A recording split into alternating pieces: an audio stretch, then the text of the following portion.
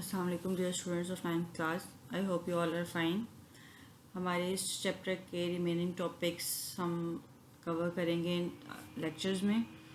और इसमें सबसे पहले जो है कंपैरिजन वाला टॉपिक है, comparison of solution, suspension and colloid. और इन्हें कंपेयर करने से पहले हम इन तीनों को अलग अलग पढ़ेंगे और फिर इन्हें नेक्स्ट लेक्चर में कंपेयर करेंगे।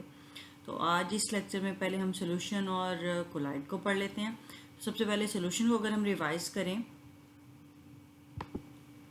सॉल्यूशन हमने सिंपल जो बनाया था सॉल्ट एंड वाटर का, उसमें दो चीज़ें थी, एक सोल्यूट और दूसरा सॉल्वेंट।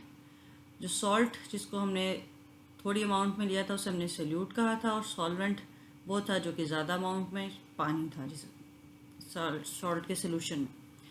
तो इन दोनों के मिलने से जो बनी थी चीज़ वो सोल्यूशन थी। ठीक है, यानी सोल्यूशन बनने के लिए दो चीज़ें रिक्वायर्ड थी हमें, एक सोल्यूट और दूसरा सॉल्वेंट। इसके बाद हमने सोल्यूशन की कई सारी टाइप्स पढ़ी थी। हमने देखा था सॉलिड, लिक्विड या गैस में से कोई भी सोल्यूट या सॉल्वेंट हो सकता है, और हमने डिफरेंट 9 टाइप्स के सोल्यूशंस भी बनाए थे। ठीक है, और उन्हीं सोल्यूशंस में आपने देखा था कि सबके अपीयरेंस जो है वो डिफरेंट है। मैंने आपको पिक्चर्स भी शो की थी। तो उन्हीं सोल्यूशंस को अगर आप रिव्यू करें तो वहाँ पे हमने कुछ सोल्यूशंस ऐसे भी पढ़े थे जो मिक्सिंग के बाद एक क्लियर व्यू नहीं बनाते। तो वो ही सोल्यूशंस जो हैं वो कोलाइड्स कहलाते हैं। अब आ जाते हैं हम कोलाइड्स की तरफ। हमारा नेक्स्ट टॉपिक जो है वो कोलाइड है। सोल्यूशन में बस ये बात याद रखने की है कि सोल्यूट एंड सॉल्वेंट जब एक दूसरे के अंदर अच्छी तरह से मिक्स हो जाएं और उनकी अपीयरेंस जो है वो होमोजीनियस हो, एक जैसी हो, आपको सॉल्वेंट और सोल्यूट जो है अलग अलग आप आइडेंटिफाई ना कर सकें, तो वो जो बनेगा आपके पास प्योर सोल्यूशन बनेगा, जिसे आप ट्रू सोल्यूशन भी कह सकते हैं। और कोलाइड्स के बारे में सबसे पहली बात जो हमें पता होनी चाहिए वो ये कि ये भी बिल्कुल उसी तरह ही सोल्यूशन है। इसमें भी सोल्यूट है, इसमें भी सॉल्वेंट है। लेकिन अब याद रखने वाली बात यहाँ पे ये है कि इस सोल्यूशन में मौजूद जो सोल्यूट के पार्टिकल्स हैं, वो जो ट्रू सोल्यूशन अभी आपने सॉल्ट एंड वाटर का बनाया था या इंक और वाटर का बनाया था, उससे थोड़े ज़रा बड़े होते हैं। ये देखें, बात लिखी हुई है, the definition of colloid, these are the solution in which the solute particle are larger than those present in the true solution but not large enough to be seen by naked eye. ठीक है जी, ये है आपकी collide की definition कि ये वो solution है जिसमें सोल्यूट के जो पार्टिकल्स हैं वो थोड़े बड़े होते हैं, लेकिन इतने बड़े नहीं होते कि आपको अलग अलग नज़र आ रहे हैं। ठीक है, जैसे आप एक एक डॉट लगाते हैं तो वो आपको नज़र आएगा, लेकिन उस डॉट से जो छोटी चीज़ है वो आपको नज़र नहीं आएगी। तो सोल्यूशन की फॉर्म में जब आपके पास जो सोल्यूट का पार्टिकल इतना छोटा है अगर कि वो आपको नज़र भी नहीं आ रहा, तो उस तरह का सोल्यूशन क्या कहलाएगा? कोलाइड कहलाएगा। ठीक है, और ये जो सोल्यूशन है इसमें जो सोल्यूट पार्टिकल हैं छोटे होने की वजह से उसके अंदर सस्पेंड रहते हैं, सस्पेंडेड फॉर्म में रहते हैं, यानी वो सेटल डाउन नहीं होते, नीचे नहीं बैठते या उसकी सरफेस पे नहीं आते। ठीक है, जैसे हमने ऑयल एंड वाटर का सोल्यूशन बनाया था। ठीक है, और उसमें जो ऑयल है वो ऊपर सरफेस पे आ जाता है और वाटर जो है वो नीचे रह जाता है। तो इस तरह के सोल्यूशन जो है वो कोलाइड नहीं है। कोलाइड के जो पार्टिकल्स हैं वो उसके अंदर डिज़ोल्व होते हैं, लेकिन इस तरह से डिज़ोल्व होते हैं कि आप उन्हें डिज़ोल्व नहीं बल्कि सस्पेंडेड कह सकते हैं। ठीक है, और वो सेटल डाउन नहीं होते, they do not settle down for a long time. बहुत देर तक भी वो जो है सस्पेंडेड फॉर्म में ही रहते हैं, बल्कि नीचे नहीं बैठते। ये दूसरी उनकी प्रॉपर्टी। और जो यूनिक प्रॉपर्टी सिर्फ आपके कोलॉइड सॉल्यूशंस शो करते हैं, दैट इज़ कॉल्ड थिंडल इफेक्ट। ये आपकी बुक पे भी डायग्राम बनी हुई है, मैं आपको इससे बेहतर डायग्राम भी दिखाने की कोशिश करती हूँ। थिंडल इफेक्ट क्या चीज़ है जी? ये है लाइट का इफेक्ट। कोलॉइड्स के जो पार्टिकल हैं ये इतने बिग होते हैं कि जब इसके अंदर से लाइट गुजरती है तो उस लाइट की बीम को ये स्कैटर कर देते हैं, और इस स्कैटरिंग के फिनोमेना को हम कहते हैं Tyndall effect. Here are some examples of colloids, which are milk, synthetic polymers, fog, blood, jam, shoe polish and smoke.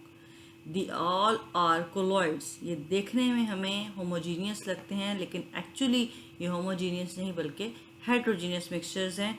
इनके अंदर इनकी जो विजिबिलिटी है वो बज़ाहिर तो एक जैसी है, लेकिन ये छोटे छोटे पार्टिकल से मिलकर बनते हैं, और वो पार्टिकल जो है इसकी प्रॉपर्टी को चेंज कर देते हैं। That is called heterogeneous mixtures. ठीक है, यानी ये जो सॉल्यूशंस हैं, ये जिनकी पिक्चर्स आपके सामने हैं, आप देख सकते हैं, इन सब में जो छोटे पार्टिकल्स हैं वो सोल्यूट पार्टिकल्स हैं, और वो इतने छोटे हैं कि आप उन्हें नहीं नेकेड आई से नहीं देख सकते। जैसे ब्लड आप सब ने देखा हुआ है, मिल्क आप सब ने देखा हुआ, उस मिल्क में मौजूद प्रोटीन के मॉलिक्यूल्स आपको नहीं नज़र आते। आपके ब्लड में मौजूद आपके ब्लड के सेल्स और प्रोटीन्स के मॉलिक्यूल्स आपको नज़र नहीं आते। ठीक है, और वो उसमें बिल्कुल बॉटम में नहीं बैठते। जैसे दूध की अगर आप एग्जांपल लें, तो जो ख़राब दूध होता है, जिसको हम कहते हैं दूध ख़राब हो गया या फट गया है, तो उस दूध में आपको उसके जो प्रोटीन्स हैं वो अलग अलग सी आपको नज़र आती हैं फुटकियों की फॉर्म में।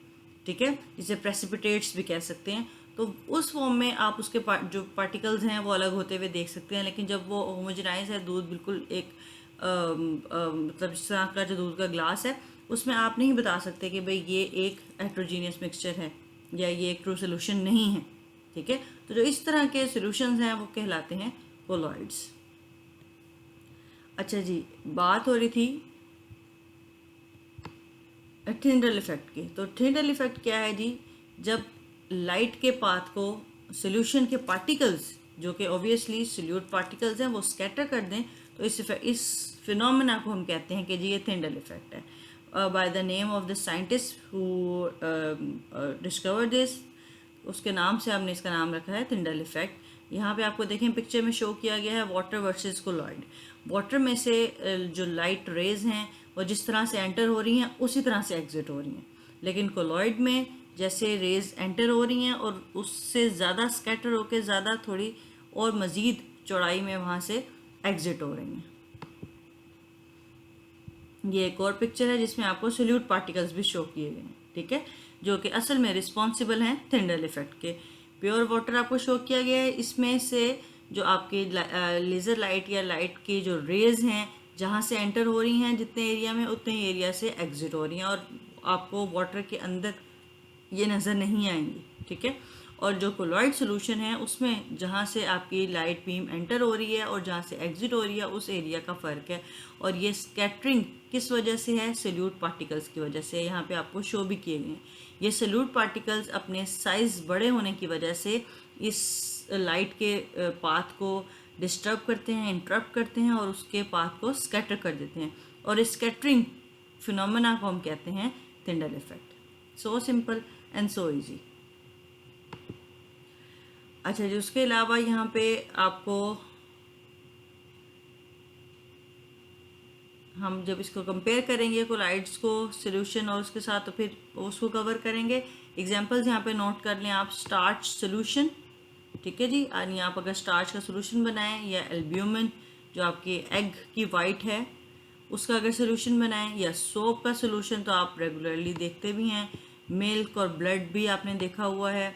इंक इटसेल्फ खुद, और जेली और टूथपेस्ट, ये सब देखने में बज़ाहिर एक जैसे लगते हैं, लेकिन इनके अंदर छोटे छोटे पार्टिकल्स हैं जो कि इसको प्रॉपर्टी देते हैं थिंडल इफेक्ट की भी, और ये कहलाते हैं कोलॉइड सोल्यूशन। तो these are some examples of colloid solution. मैंने आपको इसकी पिक्चर्स भी शो की हैं, आप यहाँ से याद कर रख सकते हैं कि ब्लड, जैम, स्मोक और starch solution, soap solution, smoke, ये सब क्या हैं?